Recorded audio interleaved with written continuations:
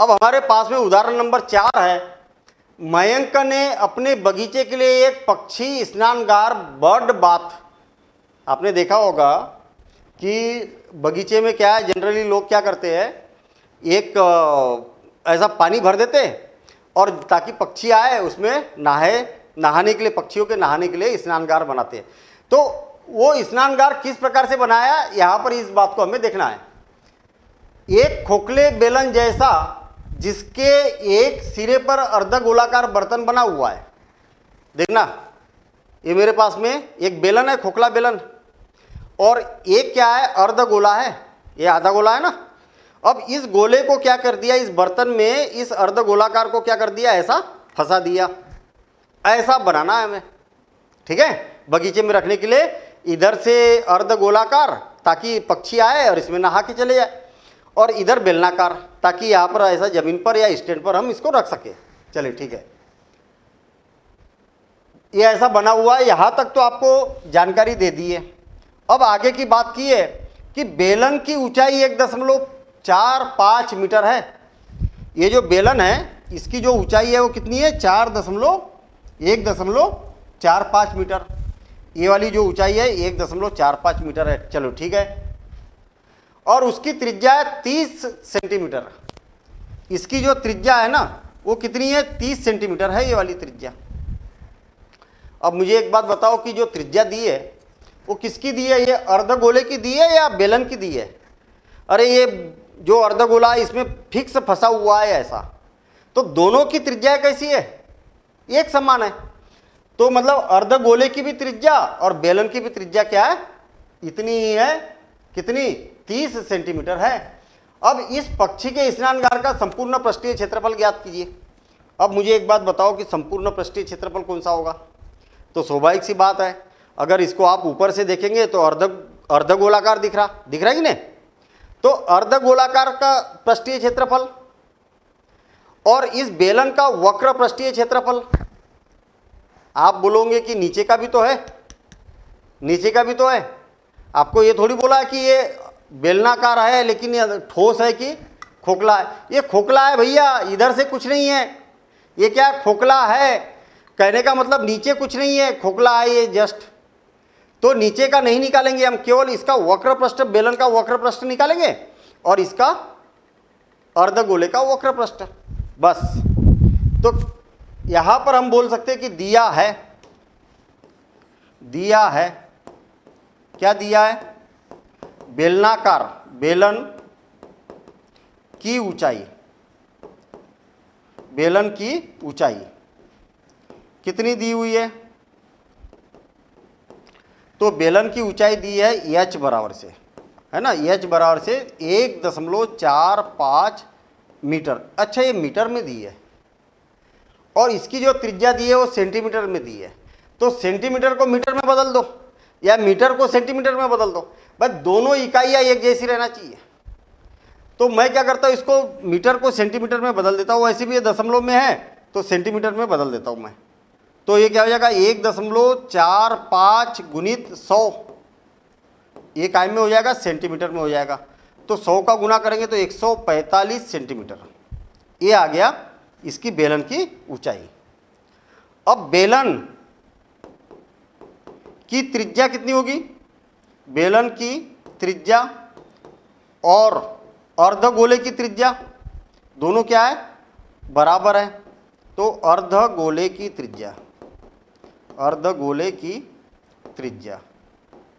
कितनी हो जाएगी, r बराबरी से कितनी दी हुई है इसकी त्रिज्या, 30 सेंटीमीटर दी है। ये भी सेंटीमीटर में कर दिया, ये भी सेंटीमीटर में हो जाएगा 30 सेंटीमीटर। चलिए, इतना तो काम हो चुका है हमारे। अब हमसे क्या बोला है, स्नानगार का संपूर्ण पृष्ठीय क्षेत्रफल ज्ञात कीजिए। तो स्नानगार का संपूर्ण पृष्ठीय क्षेत्रफल, संपूर्ण पृष्ठीय क्षेत्रफल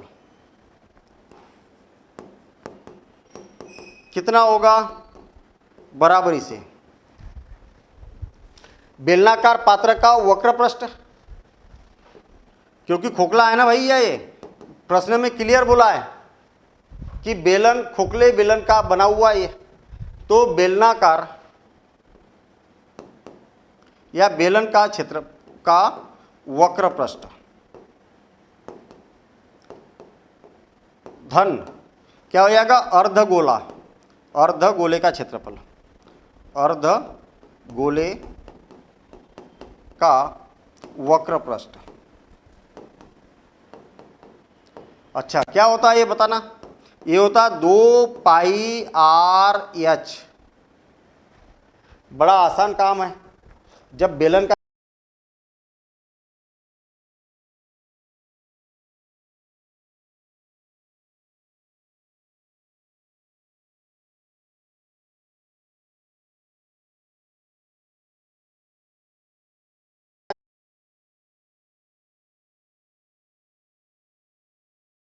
अच्छा, मुझे एक बात बताओ, दोनों में से उभयनिष्ठ, कई बच्चे क्या करते हैं, यहाँ पर मान रखना चालू कर देते हैं। यहाँ मान नहीं रखना है आपको, पहले इसमें से उभयनिष्ठ निकालना है, जितना भी उभयनिष्ठ निकल जाए। तो कौन कॉमन निकल रहा, 2 पाई आर कॉमन निकल रहा, तो यहाँ पर बचेगा एच और यहाँ पर बचेगा आर। अब मान रखो यहाँ पर 2 गुणित पाई का मान कितना बोला है, पाई का मान कुछ नहीं दिया तो फिर 22/7 रखो, 22/7।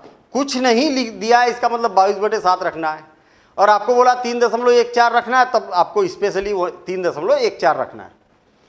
आर बराबर से कितना है, आर का मान, त्रिज्या कितनी दी हुई है, तो त्रिज्या 30 सेंटीमीटर है, 30, और ये हो गया 145 धन 30, तो ये हो जाएगा 22 दूनी 44, 22 दूनी 44 और 44, या तो फिर मैं एक काम करता हूँ, 2 गुणित 22 गुणित 30 गुणित ये हो जाएगा 175 और बटे 7।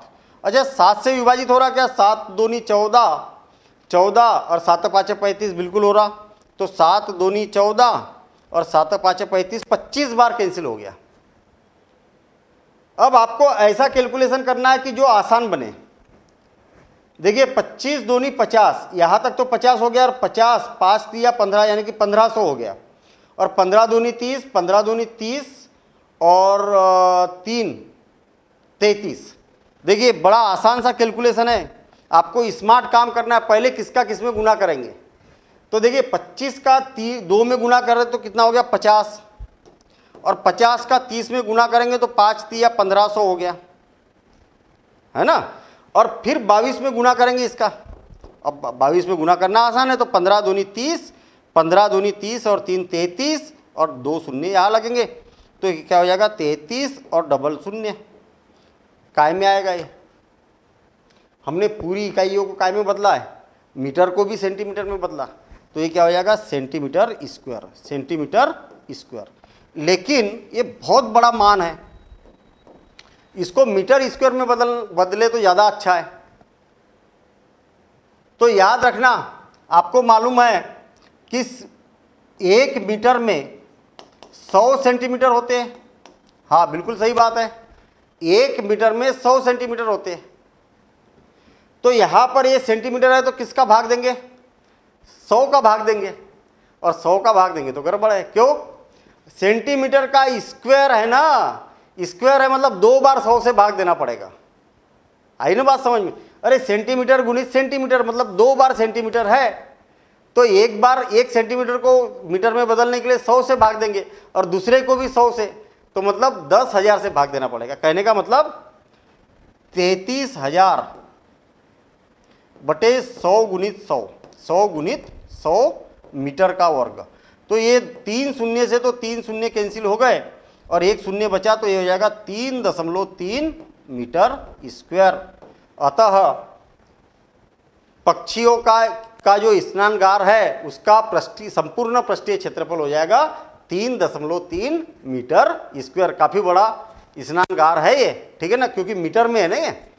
तो इसको नोट कर लो, और अब देखेंगे हम अगला क्वेश्चन।